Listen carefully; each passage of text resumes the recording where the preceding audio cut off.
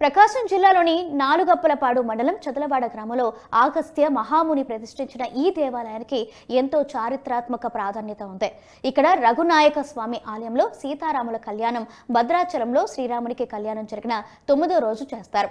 సీతాదేవిని రావణాసురుడు అపహరించిన సమయంలో ఆమెను వెతుక్కుంటూ శ్రీరాముడు ఈ ప్రాంతానికి వచ్చాడని చెబుతారు. ప్రతి ఏటా చైత్ర శుద్ధి దశమి నుంచి 16 రోజుల పాటు ఈ దేవాలయంలో కళ్యాణ మహోత్సవాలను వైభవంగా నిర్వహిస్తారు. ఏ ఆలయంలో చూసినా స్వామివార్లకు అమ్మవార్లు ఎడమ వైపునే ఉంటారు. కానీ చదలవాడ శ్రీ రఘునాయక స్వామి ఆలయంలో మాత్రం శ్రీరామునికి కుడివైపున సీతమ్మ వారు కొలువు తీరి ఉంటారు. ఇదే ఈ ఆలయంలో విశేషం.